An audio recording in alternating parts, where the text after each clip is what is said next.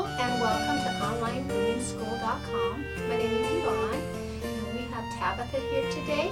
She's our Yorkshire Terrier and she's going to, she volunteered today by the way to show us how to groom a Yorkshire Terrier. I just wanted to show you really quick what a finished look looks like on a Yorkshire. Alright, what we did is we left the 3/4 of an inch on this side. And what we did is we did one side so you can have a before and after look. So we did one half of the head.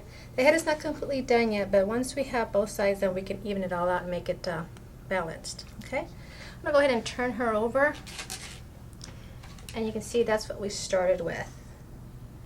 So there's a subtle change, but you can tell that it looks a lot more neater on the other side and on this side. I'll show you again real quick. Sometimes you forget what it looked like. So that's a nice, neat look. All right? Thank you, Tabitha. So we're going to work on this side. But I'm going to show you some of the tools we're going to be using today. She's really good about not having to be on the grooming restraint. So she's a good girl. I always advise you to always have one available. All right? So we're going to use today very simple tools. We are going to use a clipper. We have the Andis 2-speed clipper, and we're going to be using a number 30 blade today because we're going to be using attachment combs. All right, and the attachment combs, what they do is you attach them to the 30 blade, and depending on the model, it'll tell you how much hair will be left on the hair. For instance, this number 8 comb by Oster leaves about 1 inch on the body. So you may have a different brand, so just pay attention to what that particular comb leaves on the body. So it's what's left on the body, not what it's going to take off. All right. And here is one. You can see the difference: 1 inch, 3/4 of an inch, and then you have your 1/2 inch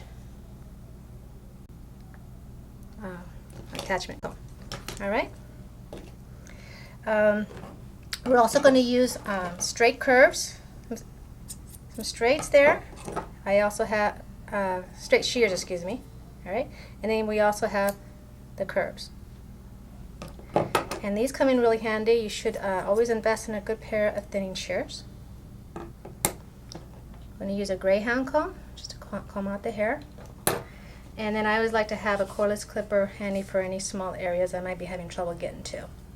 And of course, the grooming restraint. All right. So we're going to get started with Tabitha here. She's gotten really comfortable, but we're going to ask her to stand up. All right. So we're going to go ahead and just brush her out a little bit, or comb her out a little bit. She's already been bathed.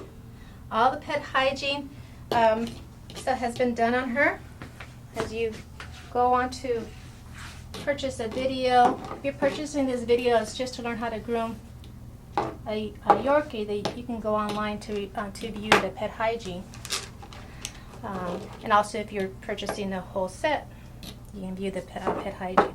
Pet hygiene is very important with any dog. All right. So I want to show you the right way of doing things, because even though she's good about sitting, if for any reason she wanted to jump off, she wouldn't be able to unhurt herself. So this is the safest way to do things. Okay. Now, I'm going to go ahead. I know what blade I used on the other side, excuse me, attachment comb, but I want to show you a progression. How you can, if you're not sure what comb to use, the client told you, leave 3/4 of an inch on the body. Just start with something bigger, all right?